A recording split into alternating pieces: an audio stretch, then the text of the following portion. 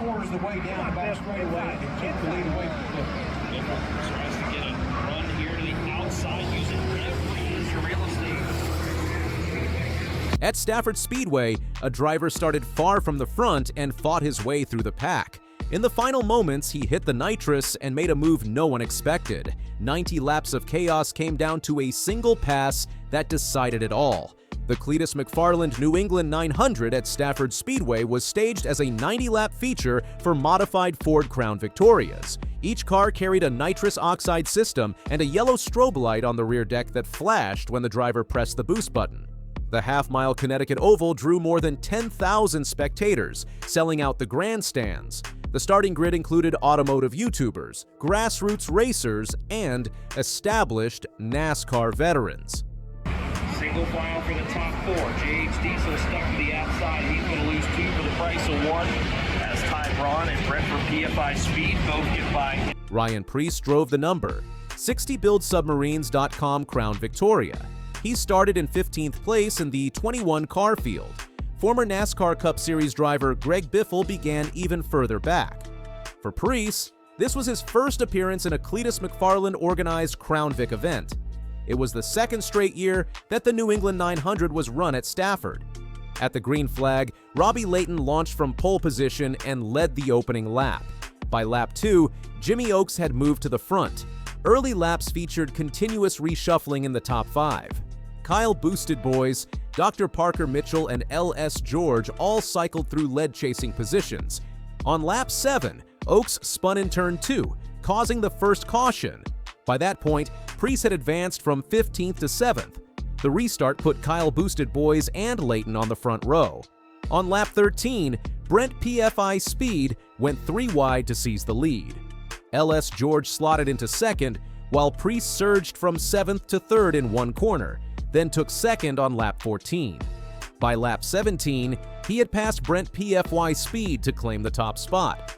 Brad DeBerti took 2nd on lap 18, with PFI Speed in 3rd, Derek Vice-Grip Garage in 4th, and Clutch Pack Zach in 5th. On lap 20, DeBerti challenged for the lead, pulling alongside Preece. Lap 21 saw DeBerti, Preece, Rose, and Vice-Grip Garage 3 wide at the line, with DeBerti ahead by inches. A lap 22 spin by Cleetus McFarland in turn 1 triggered another caution. After the restart, DeBerti retained the lead. On lap 27, a multi-car incident involving Jim York, Kevin Smith, and Dr. Parker Mitchell brought out the 3rd yellow. Race control displayed the red flag with 30 laps complete. Preece reclaimed the lead on the lap 33 restart. DeBerti retook it briefly, but Preece moved back in front on lap 34. Derek Vice-Grip Garage held 3rd, Brent PFI Speed 4th, and Greg Biffle 5th. A caution waved again on lap 35. Through the middle stages, Preece maintained his advantage on restarts. DeBerti and PFY Speed traded positions behind him. On lap 49, McFarland spun in turn 3, marking his 2nd incident of the night. Biffle's progression through the field accelerated after lap 50. On lap 59, L.S. George spun in turn 4, moving Biffle into 3rd on the restart. By lap 71, Biffle had overtaken Derek Vice-Grip Garage for 2nd. Lap 72 brought another caution when Kyle Boosted Boys spun in turn 2. Biffle nearly passed Preece on the restart but could not finish the move. On lap 77, Brent PFI Speed spun, collecting Roman Atwood and L.S. George. The ensuing restart allowed Biffle to take the lead from Preece. 2 laps later, Preece regained the top spot. Vice-Grip Garage remained 3rd, DeBerti 4th, Victor Alvarez 5th. Lap 83 saw Biffle execute an inside move into turn 1 to pass Preece, securing the lead on lap 84. With 8 laps to go, Biffle was in control. I was chasing the nitrous switch around, it was dangling, and I was pushing the button and driving it with one hand. It was a lot of fun racing Preece, Biffle said afterward. Preece searched for a way back past. On lap 87, he attempted a move that Biffle blocked. Both drivers used their nitrous repeatedly as the laps closed. The white flag came with the 2 side-by-side. Lap traffic created an inside gap. Entering turns 3 and 4, Preece timed a nitrous boost to dive beneath Biffle. The cars made slight contact. Preece emerged ahead off turn 4 and reached the checkered flag first. Biffle explained, "I checked up early getting into turn 1 on the last lap to try and get inside of him, and he knew what I was doing. I wanted the inside down in turns 3 and 4. I couldn't give up that much track position, so I went for it and tried to crowd him down. We got together a little bit, but it was a lot of fun." Official results showed Preece first, Biffle second, Vice Grip Garage third, DeBerti fourth, and Alvarez fifth. "This was the most fun I've had in a race car in a very long time," Preece said after the win.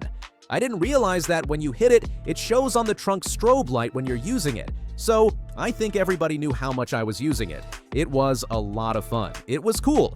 It was a little push to pass." A notable off-track moment occurred during a mid-race caution. Preece posted from the driver's seat, "May have used my NOS too soon," with a Fast and the Furious gif. RFK Racing responded, "Ryan put the phone down. We're back to the yellow flag." The event format with visible boost indicators allowed spectators to follow each nitrous deployment. Every burst was signaled to the crowd by the strobe light, giving fans insight into driver strategy and timing. Stafford Speedway is a half-mile oval located in Connecticut. It has hosted more NASCAR Whelen Modified Tour races than nearly any other track, totaling 135 from 1985 to 2021. The facility runs weekly racing from May through September, including SK Modifieds, late models, and street stocks.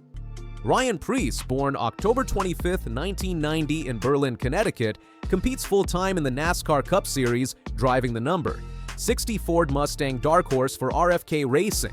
His career includes the 2013 NASCAR Whelen Modified Tour Championship and wins in marquee short-track events such as the Spring Sizzler and Islip 300. On July 16th, just 2 days before the New England 900, Preece raced in the Modified Masters 80-lap event of the Monaco Ford Modified Tri-Track Series at Stafford. His win total at the track then stood at 37, 25 in SK Modified, 9 in Whelen Modified Tour, 2 in Open Modified, and 1 in the Modified Racing Series. The New England 900 brought that total to 38. Greg Biffle, who challenged Preece in the final laps, has 19 NASCAR Cup Series victories and championships in both the NASCAR Xfinity and Craftsman Truck Series. His entry in the event, along with other well-known competitors from YouTube and grassroots racing, added to the draw for fans. The race featured more than a dozen lead changes and numerous cautions. Incidents involved both leaders and mid-pack drivers. The nitrous system proved decisive in several overtakes, particularly on restarts and in the winning move. From the opening lap to the finish, the New England 900 combined a competitive multi-skill field with an unconventional vehicle platform.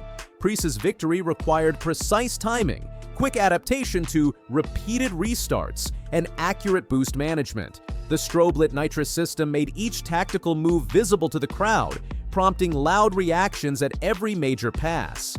If you want more incredible racing stories and last-lap drama like this, make sure to subscribe and turn on notifications so you don't miss the next big moment on the track. Yeah, Ross he's got this amazing ability on restarts and his positioning to get a top 10 result out with of a 25th place car. He's exceptional. Very good. And Shane Van Gisbergen shocked the NASCAR world with a comment that turned heads. After a tough race at Iowa, instead of focusing on his struggles, he turned the spotlight on his teammate, Ross Chastain. What did he say? That Chastain's talent was exceptional, and he was learning more from him than anyone else. The twist? This praise came after a 31st place finish. In NASCAR, success isn't just about raw speed or flashy moments. It's about the chemistry between teammates. At Trackhouse Racing, that chemistry has been key to the team's success. Shane Van Gisbergen, Ross Chastain, and Daniel Suarez make up a unique trio where, rather than competing against each other, they work together, pushing each other to be better. When Van Gisbergen struggled to a disappointing 31st place at Iowa Speedway, he didn't focus on his own problems. Instead, he chose to highlight the exceptional performance of his teammate Chastain. This was more than just a friendly compliment. It was an important lesson in how unity, support, and shared growth can create champions. And Shane Van Gisbergen has quickly made a name for himself in NASCAR, especially on road and street courses where he's already won some impressive races. But when it comes to the oval tracks, the challenge has been a lot steeper. Ovals require a different skill set, handling high-speed racing, perfecting pit strategies, and understanding how to make your car work across different track conditions. Van Gisbergen admits that adapting to NASCAR's ovals wasn't easy. Some weeks I felt like I drove pretty well, and I was still 30th, he shared. It's been a learning curve. But instead of getting frustrated, Van Gisbergen chose to look at how his teammates, especially Chastain, were growing and improving together. When Van Gisbergen looked at the performance of his teammates, it became clear that they were getting faster, and he was catching up. Ross Chastain in particular was a huge influence. Van Gisbergen pointed out Chastain's incredible restart skills, saying, "Ross has got some amazing ability on restarts. His positioning to get a top 10 result with a 25th place car is exceptional." Very good. This kind of praise doesn't come lightly. For Van Gisbergen, Chastain wasn't just a teammate, he was a benchmark, someone whose skills were setting the standard for others to follow. Van Gisbergen was learning from him, trying to apply his techniques and strategies to improve his own performance. For Van Gisbergen, learning to be better in the pits, at restarts, and in tight situations had everything to do with watching Chastain's success. He understood that by studying his teammate, he could improve much faster. And, most importantly, the success of one driver could lift the entire team. Van Gisbergen didn't stop at just acknowledging Chastain's general talent. He zeroed in on one area where Chastain truly shines: restarts. In NASCAR, restarts can make or break a race.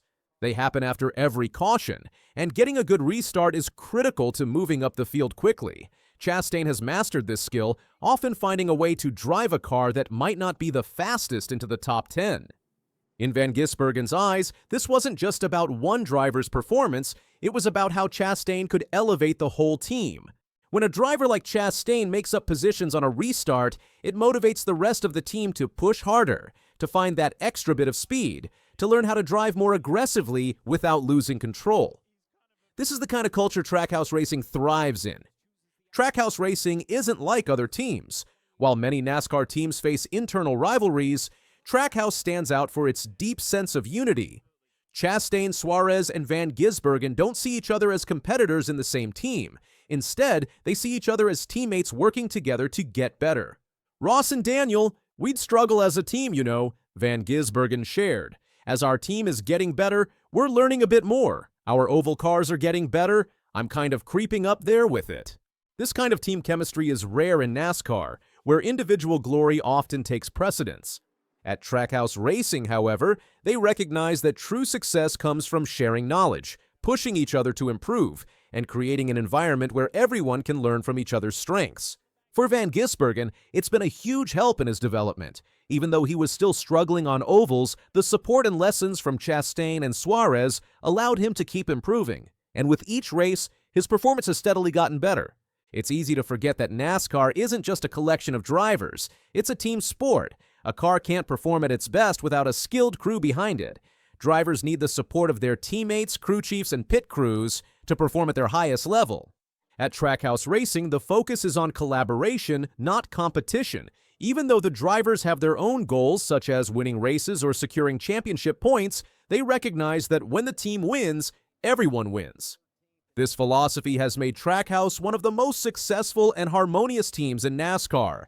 Van Gisbergen's comments are proof of this mentality. Rather than focusing on his individual struggles, he turned the conversation to the success of his teammate, Chastain. He was quick to point out how Chastain's skills were pushing the entire team forward, even in times of struggle.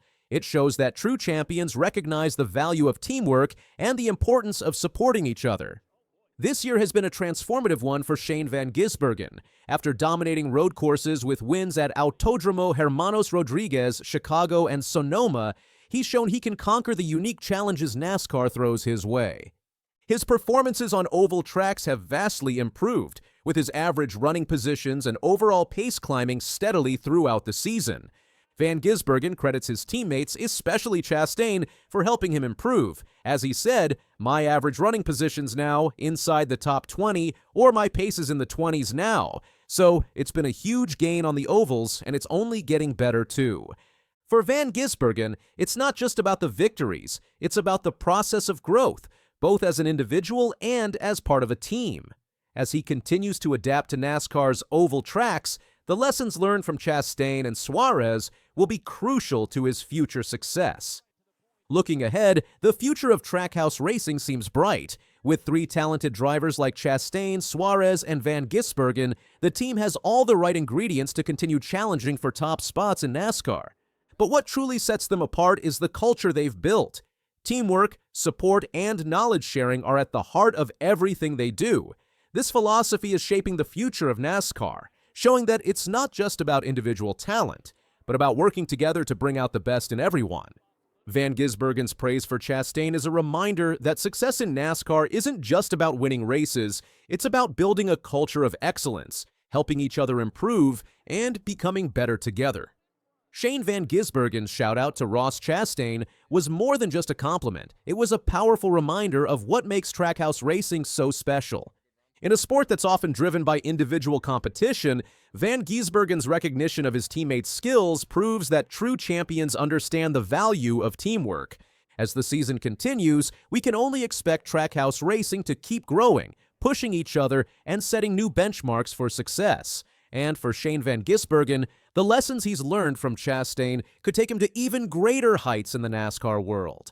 I mean, I like the movie. I think it did not do anything good for our sport. Kyle Larson, NASCAR's top talent, just made a shocking revelation that could change how the sport is perceived. In a recent podcast, Larson blasted Talladega Nights, the Ballad of Ricky Bobby, claiming it turned NASCAR into a joke.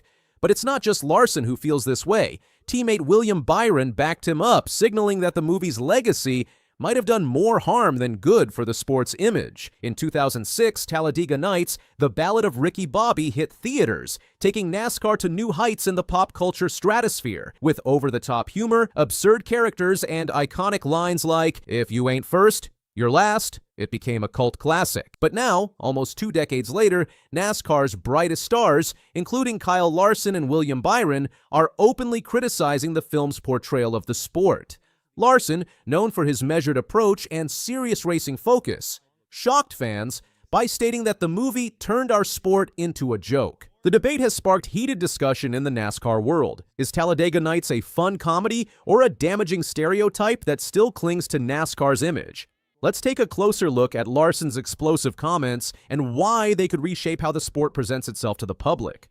When Talladega Nights hit theaters in 2006, NASCAR was riding high. The sport was attracting more mainstream fans, especially with stars like Dale Earnhardt Jr. and Jeff Gordon dominating the headlines. NASCAR was, in many ways, at the height of its popularity. With a mix of humor, satire, and outrageous characters, Talladega Nights became a movie that even casual fans loved. Will Ferrell's portrayal of Ricky Bobby, a loud, brash, and egotistical driver, caught the public's attention, and for many it became the face of NASCAR. However, despite the comedic success of the film, Larson and Byron believe that the movie's exaggerated redneck stereotypes and cartoonish depiction of NASCAR culture painted the sport in a less than flattering light. Larson's comments highlight a deeper concern. Talladega Nights might have done more harm than good in shaping the image of NASCAR. Larson, who has become one of NASCAR's most successful and respected drivers, was quick to share his thoughts on Talladega Nights during his appearance on the Games with Names podcast. Larson admitted that he enjoyed the movie, but also made it clear that he believes it did nothing positive for NASCAR. "I like the movie," Larson said, "but I think it did not do anything good for our sport. I think it turned our sport into a joke. Unfortunately, that's got to be one of the most popular racing movies. But the rest of the world, I feel like that's what they think about our sport now." It didn't take long for Larson's Hendrick Motorsports teammate William Byron to throw his support behind the comments. Byron, who is also at the top of his game in NASCAR, reposted Larson's quote on X, stating bluntly, 100%. Should not be the first thing people think of. Byron's response is telling. He and Larson are not alone in their frustrations. The two drivers, both major contenders in the Cup Series, see Talladega Nights as a representation of NASCAR that doesn't reflect the true nature of the sport. While the movie may have brought NASCAR into the limelight and attracted millions of viewers, it did so with a comedic, over-the-top tone that didn't portray the serious, competitive side of racing. The movie's portrayal of NASCAR as a redneck-filled sport with bumbling drivers and slapstick pit crews reinforces negative stereotypes that the sport has fought to move away from for years. As NASCAR aimed to attract a younger, more diverse audience, Talladega Nights seemed to set the sport back, reinforcing the good old boy image that many thought NASCAR had outgrown. The timing of Talladega Nights' release was also unfortunate for NASCAR. Just as the sport was gaining popularity and transitioning into a new era, the movie painted it in a comically exaggerated light. The impact of this portrayal wasn't immediately obvious,